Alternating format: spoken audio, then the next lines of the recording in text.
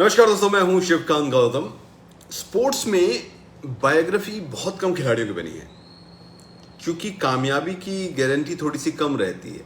सचिन तेंदुलकर पर बायोग्राफी की बजाय डॉक्यूमेंट्री बनी, लेकिन महेंद्र सिंह धोनी पर जो बायोग्राफी बनी थी उसने कमाल कर दिया था। लगभग 200 करोड़ उस वक्त पर वो कमा गई थी, और एक ऐसा वक्त जब कोई खिलाड़ी जो है खेल रहा हो।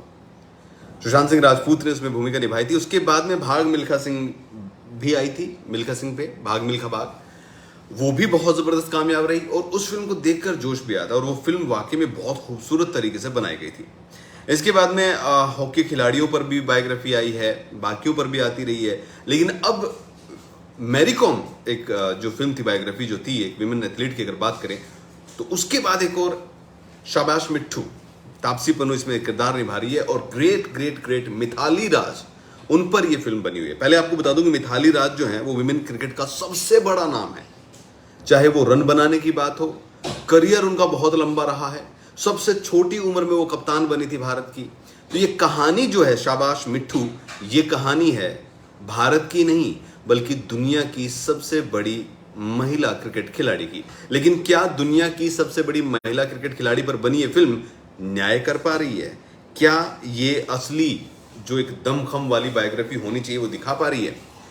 मिथाली राज ओडीआई में 50 से ज्यादा का एवरेज उनका है। 1999 में डेब्यू किया था इन्होंने, और उसी साल वर्ल्ड कप जो था उसमें इन्होंने तबाही मचा दी थी। हालांकि भारत फाइनल हार गया था, लेकिन एक ऐसा दौर जब महिला क्रिकेट को कोई जानता तक नहीं था, उस वक्त पे मिथाली जो थी, मतलब इंडिया में बहुत ज्यादा देखा नहीं जाता था उस वक्त पे, उस वक्त मिथाली राज ने टीम को फाइनल में पहुंचाकर जो दम लिया था वो जबरदस्त एक कहानी थी। हालांकि 2 फाइनल भारत खेला है और दोनों मिथाली वहां पर मौजूद रही हैं।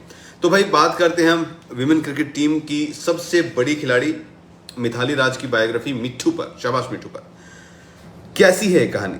सृजित मुखर्जी ने इसे डायरेक्ट किया है। तापसी पन्नू, विजय राज, शिल्पा मारवा और इनायत वर्मा इसमें मुख्य भूमिकाओं में है। कहानी शुरू होती है 8 साल की मिथाली से, जब वो भरतनाट्यम सीखा करती थी और सचिन तेंदुलकर की बहुत बड़ी फैन हुआ करती थी। उनके भाई क्रिकेट खेला करते थे और वहां पर भी वो जाया करती थी, और उनकी एक दोस्त उनकी दोस्त नूरी, उसी के साथ उन्होंने क्रिकेट खेलना सीखा था। इसके बाद उनके पिता ने जब भाई को और मिथाली दोनों को भेज दिया था ट्रेनिंग के लिए, इनफैक्ट भाई को भेजा था, वहां जाके जो है मिथाली राज को जो है कोच ने कहा कि मैं इसको ट्रेन करूंगा, मैं लड़के की बात ही नहीं कर रहा हूं, मैं लड़की की बात कर रहा हूं। 7 साल तक जो है ट्रेनिंग रही। संपत सिंह जिनका किरदार निभाया है, संपत सर जिनका किरदार निभाया विजय राज ने, वहां से फिर आगे उनकी दोस्त की शादी नूर की, और फिर उसके बाद कहानी में अलग अलग पड़ाव, और उसके बाद तो क्रिकेट का जीवन जो हमने देखा है किस तरीके से वो बेस्ट क्रिकेटर बनी, टीम इंडिया की कैप्टन बनी, सबसे छोटी उम्र में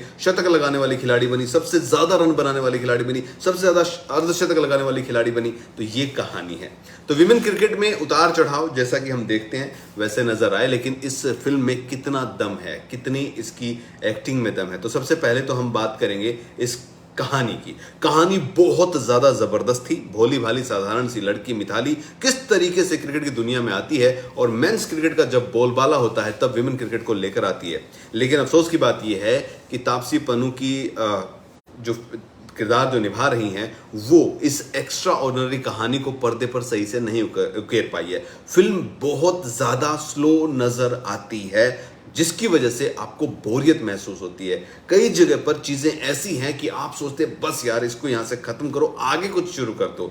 कई सीन इतने लंबे खींचे गए हैं। खासकर ये है जब हम किसी भी बायोग्राफी की बात करते हैं तो उसमें जो लाइफ की स्ट्रगल है जो हमने देखी नहीं उन खिलाड़ियों की, वो उस पर ज्यादा फोकस होता है और उस चीजों को दिखाया जाता है। लेकिन इस फिल्म में आपको प्रैक्टिस सेशन भी दिखाए गए हैं, उसके बाद में आपको कई जगह पर ऐसी चीजें दिखाई गई हैं, खासकर जो मैचेस चल रहे हैं उन मैचेस को इतना लंबा खींचा गया है जिसकी वजह से आपको लगेगा कि ये खत्म होगा या नहीं होगा, और एक्साइटमेंट खत्म होती जा रही है। सबसे बड़ी बात जो थी वो ये थी कि भारतीय महिला क्रिकेट ने अगर हम देखें तो अब तक कोई कप नहीं जीता है। तो एक वो मोमेंट होता है ना लास्ट में आके कि हम बहुत बड़ा कुछ कर रहे हैं, वो वाला मोमेंट कम लग रहा है, जैसा कि धोनी में था, या फिर चक दे इंडिया में हमने विमेन क्रिकेट का भी देखा था। विमेन क्रिकेट ने बहुत बड़ा कारनामा उस वक्त किया था जब जीत के आए थे एशिया कप, और अब जब भारत ओलंपिक में चौथे नंबर पे रहा, आखिरी मोमेंट में जाके हारा था, तो वो भी एक बड़ी चीज थी। लेकिन यहां पर क्रिकेट में 2 बार फाइनल में भारतीय टीम पहुंची है और दोनों बार जो है प्रदर्शन थोड़ा सा खराब, तो वो एक एक्साइटमेंट जो होती है लास्ट का वो नहीं था। लेकिन अगर हम फिल्म को देखें तो डायरेक्टर जो है यहाँ पे सृजित मुखर्जी जो है, उन्होंने इस फिल्म को बनाया, वो पूरी तरीके से कामयाब नहीं हो पाए हैं। जैसा उन्होंने सोचा था उसके आसपास ये फिल्म नहीं है। एक क्रिकेट बायोपिक में दर्शक जिस चीज का इंतजार करते हैं वो होता है क्रिकेट का सीक्वेंस, लेकिन यहां पर ट्रेनिंग सेंसेस तो अच्छे दिखाए गए, बट फिल्म में जो मैचेस हैं उनको पूरी तरीके से वो उकेरने में फेल हो गए हैं। सीक्वेंस बहुत लंबे हैं, जिसकी वजह से कई बार ये लगता है कि बस हमें नहीं देखना है। जहां तक हम बात करें तापसी पन्नू की, तापसी पन्नू कुछ ज्यादा ही करेक्टर में घुसने के चक्कर में आउट ऑफ करेक्टर हो गई है, समझ लीजिए आप, क्योंकि कई जगह पर उनके सीन इतने ज्यादा ओवर एक्टिंग भी लगने लगी थी। हालांकि तापसी बहुत जबरदस्त एक्टर्स हैं, लेकिन कई जगह पर लगा कि जैसे तापसी नहीं, जानवी कपूर एक्टिंग कर रही है यहाँ पर, उनका रोना भी डुप्लीकेट नकली लगता है, कई जगह पर बेअसर परफॉर्मेंस सी नजर आती है। लेकिन मिताली का काम, मिताली राज का जो कैरेक्टर है वो बहुत ही पावरफुल था यहाँ पर रियल लाइफ में, बट रियल लाइफ में बहुत ठंडा था। बाकी जो सपोर्ट स्टाफ है, विजय राज ने काफी अच्छा काम किया है। कुल मिलाकर फिल्म में जो उम्मीदें हम कर सकते थे वो उम्मीदों पर खरी नहीं उतर रखी है। खास बात यह कि मिताली राज जो है वो एक बेहतर बायोपिक डिजर्व करती हैं, जो उन्हें नहीं मिल पाई है।